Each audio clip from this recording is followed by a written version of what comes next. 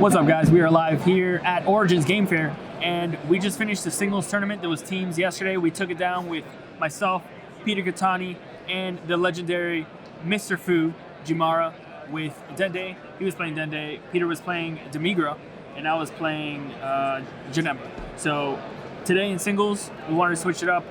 I felt comfortable with the Janemba deck, but I hate playing the same deck like for a lot of rounds, multiple like consecutive days. So I wanted to try out KidKu deck, but not just your regular standard KidKu. This one's completely teched out against the meta, and it actually started performing very well for me today. I actually technically went undefeated. I got 2 draws against Danny Hype himself and against Jose Machado from Shinron Slayer. So we're going to start off Son Goku Leader. Of course, a lot of you guys are already familiar with it. Front side is really good. It draws without having to attack by revealing a 4-star and gains 5k. So it gets 15k leader, very good card, unawakened. And then on the back side, also could awaken at 6. And on the back side, you could reveal that same 4-star ball, draw 2 cards, discard a card. So you see a lot more cards than regular standard leaders, which is really cool.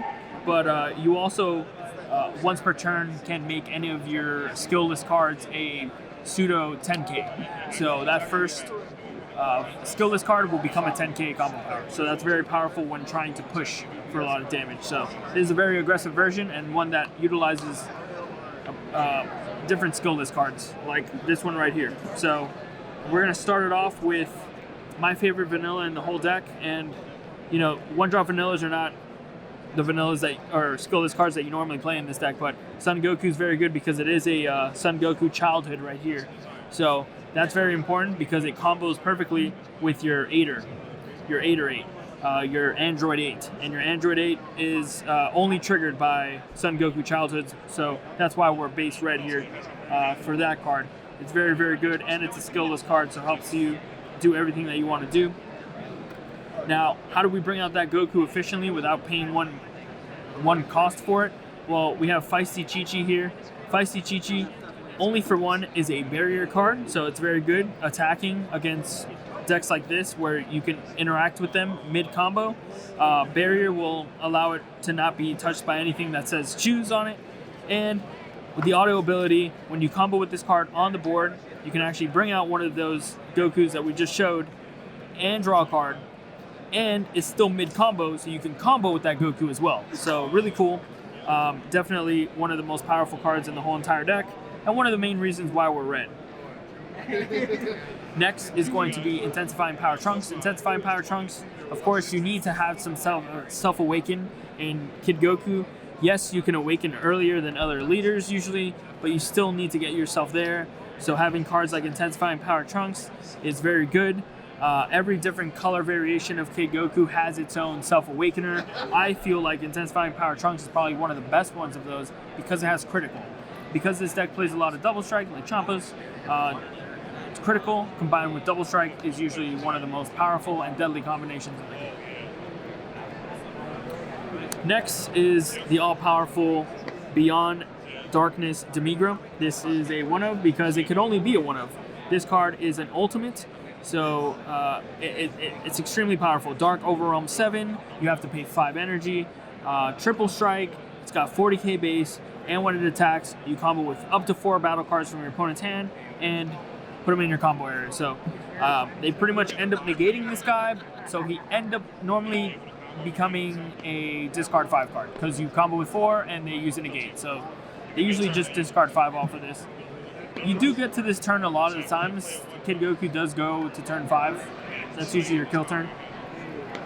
So if you see him, awesome. If you don't, it's not that big of a deal. Next is going to be Further in Destruction Champa. I play 3. Normal decks normally play 2. Some decks of these I even see play 0 or just 1. But because we're base red, we want to maximize on this card because we can use it as energy. And I love using this card as energy because it does fit the theme and it does fit the color. Next piece of tech we used is Zarbon, the Emperor's Attendant. This one is Hot Spice, recommended by David Fujimura himself. Very good card because, especially in the Victory Strike matchup, it's actually good outside of that as well. It lets you be aggressive with your 1-drop KidKus, which is really cool. but it allows you to attack with your Kid Goku, and then still, obviously, you have to have an Android 8 on board, but then you're able to use the Zarbon to untap the Goku and then combo with that Goku in that same combo phase, and then trigger the Android 8's ability to destroy whatever it is. So in the case of Hidden Mastery, Victory Strike, they tap down all your, all your dudes, and then you can untap the Goku in order to combo with it, so your Android 8 can actually trigger. So super hot spice. I wish I would have sided another 2 against the matchup, just so I always saw it. But the 2 actually worked out perfectly in the main board. It's also very good against non-Victory Strike Hidden Mastery decks. Next, another Denny Hype / Fujimara recommendation, which ended up working beautifully and probably better as maybe a 3 of, but Planet M2. Let's put that shiny one right up front.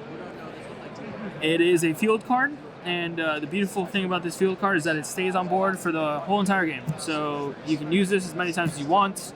It only activates on your turn, so I can't do it while my opponent's attacking me, but it's got an activate battle effect. I can switch this to rest mode, and I can give any card my opponent controls minus 5k. So that includes its leader. So I can actually use it for leader, or I can use it to rid any Crisis Crushers, because I don't play Krillin, or I can use it to kill opposing Gokus in the mirror match. But Planet M2's super, super good, especially because you're base red. You're always able to play this as soon as you get it. Next card is pretty standard. We're playing the 30Ks. You gotta always have some number of 30Ks. I think 4 is the magic number in this deck. And it's Grandpa Gohan. It's just your standard red 30K beater. Next is Power Burst. We play 4 Power Bursts because it's free, essentially. I don't like 8 or 8 because it requires 1 energy. This one requires 0. It just requires 1 life, and you can also buy back all of your 1-drop black cards, like the Goku that searches for the 4 stars, and your Android 8, which are very crucial to have. Next is Temporal Recipe Trunks, which is your Sparking Super combo. You want this guy against the Victory Strike matchups. Very, very powerful card, and I do like him over the Master Roshi. There is times where, because I play Overrealm and more Overrealm in the sideboard, that he becomes dead, but if you know how to manage your drop area, then it's never an issue. Next is the Aider man himself, Android 8, Bonds of Friendship. This is what you always want to see in this deck. Some Kid Goku variants actually don't play him at all, but this deck is actually centered around having Goku interaction. So you want to have this guy, you want to max out on the copies. Some people play 3, 2, 0, but this deck you need to play 4 because you need to be able to interact always. You want to have him on board, and you have 8 Goku names as the opposed regular standard 4 copies of Goku that you normally play in a regular KidKu deck. And speaking of Kid Goku, we got Son Goku, The Adventure Begins here. He's got 2 activate main abilities, and they're both once per turn. And this is actually how I could have won my drawn matchup. I had 2 on board, and I actually didn't use the ability before I comboed one off. So I was trying to use the ability twice to summon a skillless card, but I should have just, before comboing it off, used the ability of the one that I comboed off, and then use the other ability. But I kind of jumped the gun there, and that was the reason why I didn't top 8, and that's why we're doing this deck profile, because I got 9th place with 2 draws. So technically still undefeated, but definitely should have won that matchup by doing that play. But very good because, like I said, once per turn you can pay 2 energy, you can bring out a 30k. And that's very powerful. I had 4 energy, so bringing out 2, 3, 30ks for 4 energy is huge. And then it's got another once per turn ability that you can search a 4-star from your deck or draw. And then the almost final piece of the deck is the 4-star Dragon Balls. You play 6 copies. 6 copies is fantastic. I love it. 10, it makes it so that you have 10 copies of 4-star technically with the 1-drop Goku. It's perfect. Not much to say about it. And then the last almost last 2 pieces of the hot spice is Time Ruler Toa in the main board. Very good card because it does allow you to steal opposing Kid Gokus, allows you to steal opposing Broly's, it allows you to steal a lot of opposing 2 or less drops for an overwhelm of 4. You can just steal any one of your opponent's 2 cost or less cards, and you control it for the rest of the game. Very powerful card, and it costs 0 to overwhelm. And then the last and final card is Dimensional Banisher Fu. We played this card because this deck has a tough match against Broly BR, the green one. So this helps you alleviate that matchup. Also lets you get rid of cards in almost every matchup that are important. So that's the final card to round it out. I'm not going to go over the side deck on this. This is the YouTube video. If you guys want to check out the Patreon in-depth analysis of this deck, a little bit more explanations, a little bit more matchup detail. If you want to play something like this for a big tournament coming up, then you want to definitely subscribe to our Patreon. We have a lot of exclusive content on there, and we go that extra mile to explain to you what exactly is in the sideboard, what's it there for, what you side out, what you side in, and things like that that take a lot of explaining. So thank you guys again for watching the deck profile. That was the Origins singles event build. You can check out the team build on the channel, as well as Peter Katani's Demigra deck that you might want to check out. But that's it for Origins Game Fair. Thank you guys again for watching. Until next time, we're out.